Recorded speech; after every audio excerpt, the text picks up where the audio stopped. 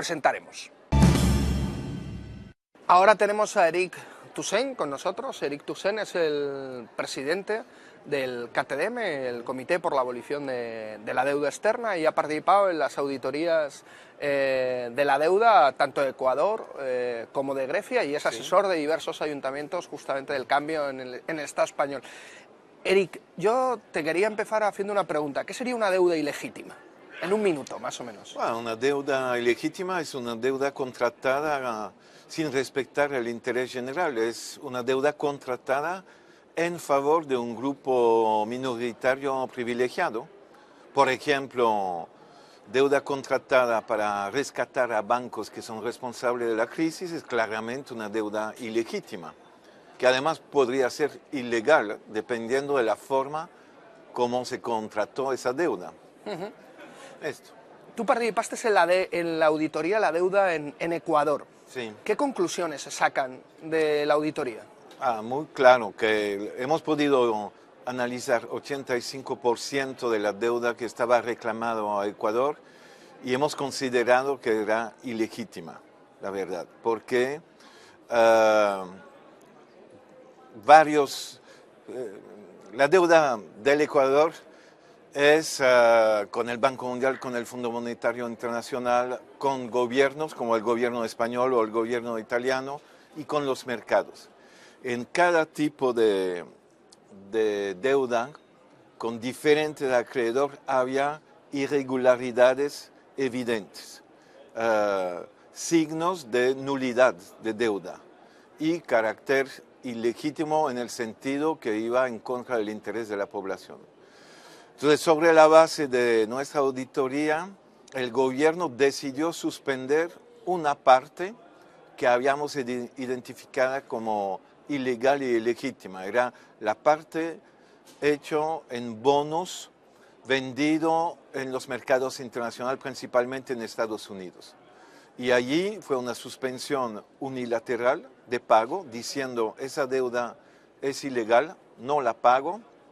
Eso generó una crisis del lado de los tenedores de bono y al final los tenedores de bono aceptaron vender sus bonos con un descuento de más de 70% al Estado ecuatoriano, que hizo entonces un ahorro muy importante, tanto en el stock de deuda como en el pago de interés, porque los intereses tenían que ser pagados hasta 2030. Y ese ahorro permitió invertir dinero en gastos sociales, educación, salud, creación de empleo, aumento de salarios de los funcionarios públicos. Pero dejemos Ecuador, vamos a Europa. Sí. La deuda, tú has escrito muchas veces que la deuda en Europa, sobre todo en los países del sur de Europa, está siendo utilizada como un elemento más político que económico, de disciplinamiento político a los países del sur. Sí. ¿Es posible un impago de la deuda de un país del sur en el marco de la Unión Europea? Sí, claro. Para mí, Grecia habría podido suspender el pago, tenía todos los argumentos de derecho internacional e interno para hacerlo, había evidencias de ilegalidad, ilegitimidad, carácter odioso y insostenibilidad del pago de la deuda, y eso habría cambiado totalmente la correlación de fuerza con la troika, porque decidiendo seguir pagar la deuda como lo hizo el gobierno de Tsipras, daba la fuerza, la posición de fuerza a la troika, que recibía los pagos y no hacían ningún desembolso. Si tú decides como deudor, por razones fundadas en derecho internacional e interno, una suspensión de pago, tú provocas un cambio de correlación de fuerza y son ellos, los acreedores, que se encontrarán en una situación de fragilidad. Creo que otros países del sur de Europa también podrían perfectamente, después de una auditoría, siendo una situación de insostenibilidad de pago, suspender el pago. y obligar a los acreedores a hacer concesiones radicales. Claro, pero yo creo que nadie discute que la mayoría de la deuda griega o la deuda española de aeropuertos sin aviones, de autopistas sin coches, de rescate de bancos, es una deuda ilegítima y que no debería de pagarse. El problema surge cuando, ¿qué puede hacer la Unión Europea para obligar a pagar esa deuda? Una deuda que en el caso de Grecia fue para salvar bancos alemanes y franceses, según el propio FMI. En el caso de Grecia, yo diría el Banco Central Europeo y la Comisión hicieron ya todo lo que podían hacer para boicotear a Grecia. Es que ya desde el inicio suprimieron el acceso a la liquidez el 4 de febrero de 2015 y cuando Tsipras anunció la convocatoria del referéndum, cerraron los bancos porque cerraron totalmente incluso la liquidez de urgencia. Así que, ¿qué habrían podido hacer además de esto?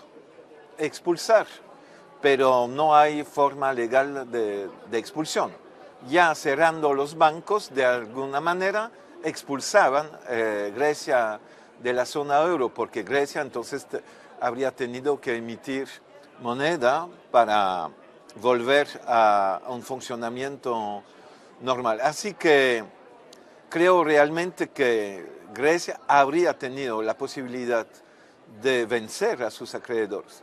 Y hablando de España, que es la cuarta economía de la zona euro, que claro, tiene mucho más peso, suspendiendo el pago de la deuda a bancos que son responsables de haber financiado proyectos que no han servido al interés general, como tú decías, aeropuertos que no, sin aviones, construcción inmobiliaria que servían a aumentar la burbuja financiera e inmobiliaria sin servir realmente a la economía.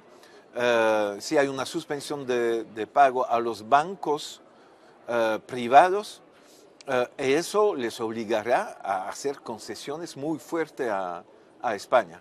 Porque la deuda de España no es tanto con la Unión Europea, hay el fondo de rescate bancario, pero es solamente una pequeña parte de la deuda de España. La deuda de España es con bancos. Así que España tiene más posibilidad que Grecia de enfrentarse a sus acreedores. Pues nada, con esto volvemos a la mesa que tenemos justamente con ayuntamientos del cambio, ayuntamientos atenazados por una deuda que se utiliza como una forma de disciplinarles, ¿no? Y nos quedamos justamente con eso, con una cuestión de correlación de fuerzas, y aquí estamos, intentando cambiar esa correlación de fuerzas en Europa. Exacto. Y en los ayuntamientos del cambio. Creo que hay realmente posibilidad real de hacerlo si el frente funciona de manera unida frente al gobierno y a Montoro. Muchas gracias, Eric. Muy bien, gracias.